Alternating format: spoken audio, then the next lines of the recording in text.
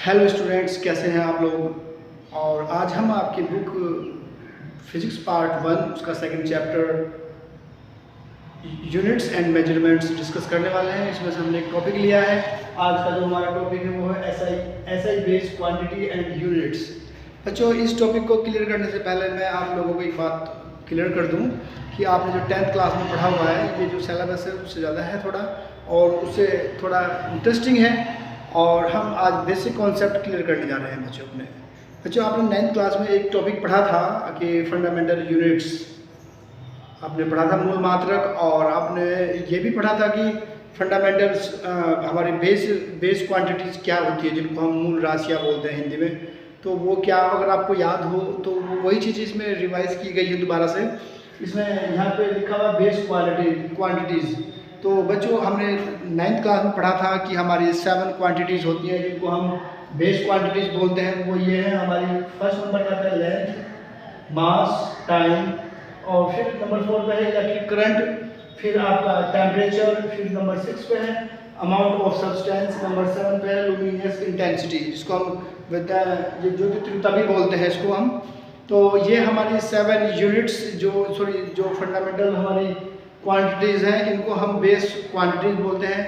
और इनके जो यूनिट्स होते हैं, इनके जो मात्रक होते हैं, उनको हम आपके फंडामेंटल यूनिट्स बोलते हैं, मूल मात्रक से बोलते हैं। ये लेंथ का जो बताया गया है कि लेंथ का जो होता है हमारा वो मीटर होता है, मास किलोग्राम होता है, टाइम का सेकंड होता है, इलेक्ट्रिक करंट को हम एम्पियर से मेजर करते हैं, टेम्परेचर को हम केल्विन में करते हैं, और अमाउंट ऑफ सब्सटेंस किसी पदार्थ की मात्रा को, कोई पदार्थ कितना है, कैसे है, वो हम मोल में करते हैं। लुमिनियस इंटेंसिटी को हम कैंडिला से मेजर करते हैं। तो बच्चों, ये जो आपने अभी आपके सामने मैंने बताया, आपको दो ये टॉपिक बताए हैं कि जी आपके बेस क्वांटिटीज़ क्या हैं, वो 7 है आपकी, जो ये इस तरह से दी गई है। और इनके जो यूनिट्स होते हैं फंडामेंटल यूनिट्स, वो यहाँ पे आपको बताया गया है, ये आपके सामने है बोर्ड पे। अच्छा, एक चीज़ इसमें और है बच्चों जो आपको बहुत ध्यान रखनी है, वो चीज़ ये ध्यान रखनी है कि इसमें हम जो पढ़ने वाले हैं डायमेंशंस पढ़ेंगे आने वाले चैप्टर्स में।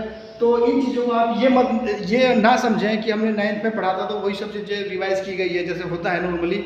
आप नेक्स्ट क्लास में जाते हैं तो उसमें शुरू का जो चैप्टर रहता है उसमें रिवाइज होता है उन पुरानी चीज़ों का, और उनका आपके एग्जाम्स के हिसाब से इतना महत्व नहीं होता, उनकी इतनी इंपॉर्टेंस नहीं हुआ करती।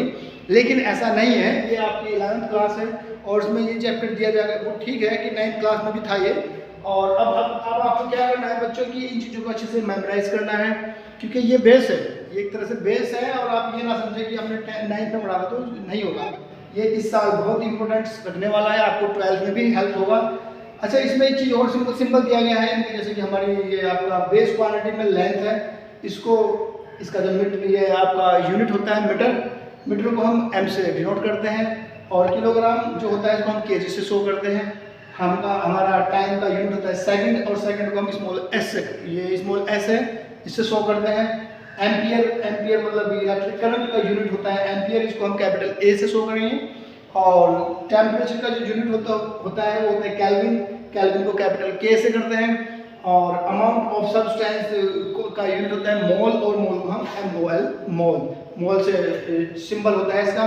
फिर इस तरह से लास्ट में जो हमारी बेस क्वांटिटी है वो है लुमिनस इंटेंसिटी, इसका यूनिट जो होता है वो होता है कैंडेला, और इसको हम CD से शो करते हैं। तो बच्चों, ये चीज़ें आपको ध्यान रखना है कि किसको क्या शो करते हैं।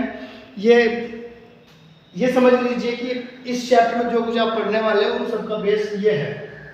अगर ये चीज़ें आपको क्लियर हो जाती हैं तो फिर हम इसके बाद जो डिस्कस करेंगे उनका सबका बेस यही चीज़ होगी।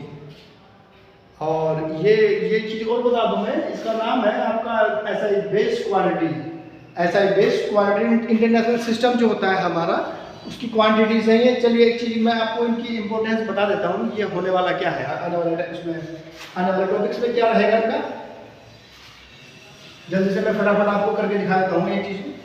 अभी हम देख लीजिए, अगर मैं आपको ये बोलता हूँ कि जी एक होता है डिराइव्ड यूनिट्स। डिराइव्ड यूनिट्स क्या होते हैं?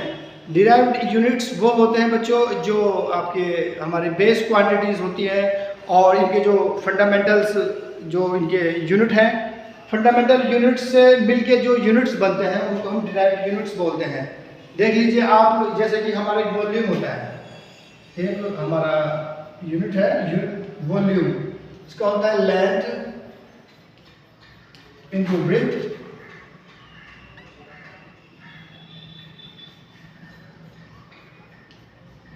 And height. और जैसे कि अभी हमने लास्ट टॉपिक में पढ़ा है कि लेंथ को भी हम मीटर में ही नापते हैं, ब्रेथ को भी मीटर में ही नापते हैं और हाइट को भी हम मीटर में ही नापते हैं। तो वॉल्यूम का जो यूनिट बन जाएगा वो m³ बन जाएगा। तो m³ का मतलब हो गया मीटर क्यूब। अब ये जो ये आया है मीटर क्यूब, इसको हम डिराइव्ड यूनिट्स बोलेंगे क्योंकि ये फंडामेंटल यूनिट जो हमारा ये है मीटर, इनकी आपस में मल्टीप्लाई करने से आया है। तो इसमें ये हमारा जो ये मीटर है ये हमारा फंडामेंटल यूनिट है और ये m³ ये m³ जो हुआ ये हमारा डिराइव्ड यूनिट है। तो आपको ये ध्यान रखना है कि फंडामेंटल यूनिट्स क्या होते हैं और डिराइव्ड यूनिट्स क्या होते हैं, इनमें फ़र्क क्या होता है। फंडामेंटल यूनिट से ही डिराइव्ड यूनिट्स बनते हैं, ये आपको ध्यान रखना है। और मैं उम्मीद करूंगा जो अभी आपको ये छोटा सा टॉपिक मैंने क्लियर किया है ये आपके समझ में आया होगा। अगर इसके बाद भी कुछ आपके डाउट्स रहते हैं, कुछ क्वेरीज रहती है, तो आप अपने कमेंट बॉक्स में डाल के जाके आप मैसेज डाल सकते हैं। थैंक यू बच्चों।